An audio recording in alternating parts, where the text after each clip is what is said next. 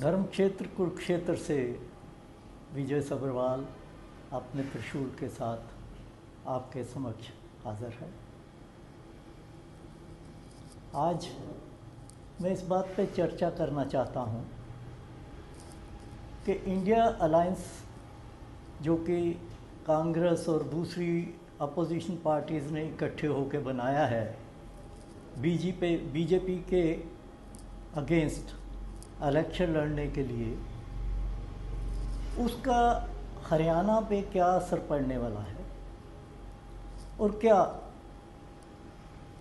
कांग्रेस जो है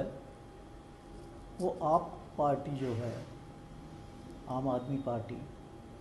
उसको क्या खुला मैदान दे देगी। ये बात मैं इसलिए कर रहा हूँ कि पिछली जो इलेक्शंस हमने देखी स्टेट में, पंजाब में देखी, दिल्ली में देखी, गुजरात में देखी, जहाँ जहाँ भी किसी स्टेट की इलेक्शन हुई वहाँ आप पार्टी ने सबसे ज़्यादा नुकसान कांग्रेस का किया। तो अब हालात ये हैं कि 25 तारीख को INLD जो कि ओम प्रकाश चौटाला जी की है, अभय चौटाला जी की, वो चौधरी देवीलाल जी के 110वें जन्मदिन पर कैथल में एक रैली करने जा रहे हैं और उस रैली में जो बताया जाता है वो अपनी अलायंस जो है वो इंडिया अलायंस के साथ अनाउंस कर देंगे। अब वो भी जब इंडिया अलायंस में ही आ जाएंगे, आप भी आ जाएगी, तो कांग्रेस कहाँ जाएगी। चाहे पिछली बार 10 की 10 सीटों पे हरियाणा से पार्लियामेंट की 10 सीटों से बीजेपी ही जीती, लेकिन फिर भी कांग्रेस इस समय जो है वो इतनी स्ट्रॉन्ग है कि वो बीजेपी को काफ़ी हद तक एक चैलेंज दे रही है और आगे भी देगी। लेकिन ये तभी हो सकता है जब अलायंस पार्टनर बाकी जो हैं वो ये अंदाज़ा लगाएं कि कौन विनिंग है और कौन सी सीट पे किसका कैंडिडेट हो। लेकिन अगर सीटों को खींचने के लिए घमासान होता रहा तो फिर इसमें से कुछ निकलने वाला नहीं है। इसका फ़ायदा सीधा और सीधे तौर पे बीजेपी को। और ये बात मैं इसलिए कह रहा हूँ कि पिछली पार्लियामेंट इलेक्शन में 2019 की जो हुई, कांग्रेस अकेले लड़ रही थी और बीजेपी लड़ रही थी। दूसरी तरफ INLD ने आप पार्टी के साथ अलायंस किया था और उस अलायंस के तहत आप पार्टी को 3 सीटें, एक हिसार की, एक फरीदाबाद की और एक करनाल की दी गई थी, जबकि 7 सीटों पे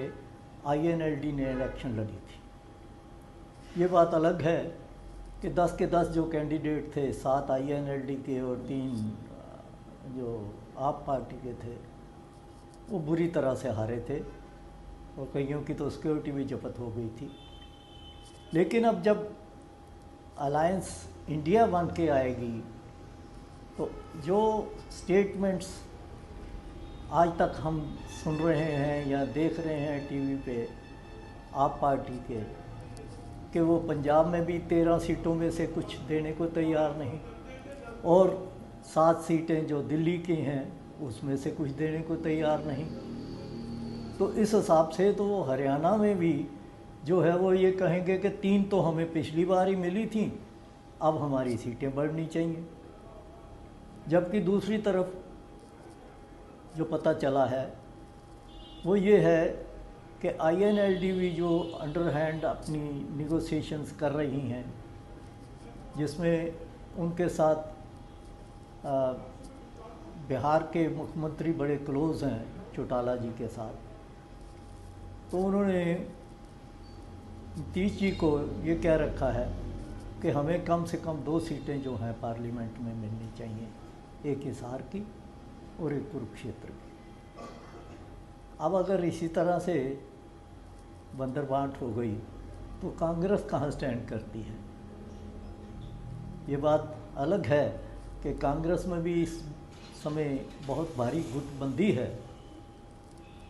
और उनका जो 2014 के बाद अभी तक ऑर्गेनाइजेशनल विंग भी नहीं बन पाया, जिले के प्रधान नहीं बन पाए। एक एफर्ट अब चल रहा है ऑर्गेनाइजेशनल स्ट्रेंथ बढ़ाने के लिए, लेकिन बड़ा मुश्किल लग रहा है क्योंकि जो ऑब्ज़र्वर हैं वो तो ये कहते हैं कि जो भी अनाउंस की जाएंगे जिला प्रधान वो सबकी रजामंदी से किए जाएंगे। लेकिन जिस प्रकार से हालात देखे जा रहे हैं डिस्ट्रिक्ट लेवल पे, जहाँ भी ऑब्ज़र्वर गए वहाँ धक्कम धुक्का, एक दूसरे के बाद हाथोपाई भी हुए, जैसे करनाल में हुड्डा ग्रुप के और अपना जो है सुरजेवाला ग्रुप के वर्कर जो थे उन्होंने आपस में खिंचातानी की, हाथोपाई भी हो गए। तो इस प्रकार से उनका जो ऑर्गेनाइजेशनल फाइनल लिस्ट बनना है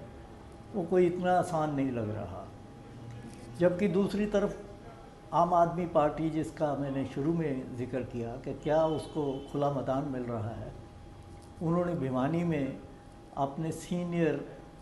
जो उन्होंने हरियाणा के अधिकारी बनाए थे उनको ओथ दिलवाई और वो फंक्शन बड़ा कामयाब रहा। अब उनके जो नेता यहाँ फील्ड में हैं उनका कहना ये है कि अगले कुछ दिनों में 2 लाख से ज़्यादा जो फील्ड के वर्कर हैं उनको ओथ भी दिलवाई जाएगी अलग अलग जगह पे मीटिंग्स करके, और उसके बाद उनको दिल्ली में ले जाके ट्रेनिंग भी दी जाएगी। तो आप पार्टी जो है वो फील्ड में अपने वर्कर्स को बढ़ा रही है, जबकि उसके विपरीत कांग्रेस अभी अपने घर को इकट्ठा नहीं कर पा रही। तो इन हालात में ये मुझे तो बड़ा डिफ़िकल्ट लग रहा है कि कोई इस तरह का कोई अलायंस जो है वो कामयाब पार्लियामेंट की इलेक्शन से पहले हो सके। ये बात भी आती है कि ये अलायंस सिर्फ पार्लियामेंट की इलेक्शन तक ही रहेगी और ये जो ऑर्गेनाइजेशनल चीज़ें की जा रही हैं ये विधानसभा की इलेक्शन के लिए हैं, क्योंकि विधानसभा में कोई इस तरह का अलायंस नहीं होगा। पर फिर भी इन सारी चीज़ों को लोग अब समझते हैं कि कहाँ कौन सी पार्टी कहाँ खड़ी है और क्या चाहती है। तो देखते हैं कि क्या बीजेपी को इनसे कितना खतरा बनता है या बीजेपी एक बार फिर हरियाणा में ज़्यादा पार्लियामेंट की सीटें लेके बाजी मार जाती है। आज इतना ही, धन्यवाद।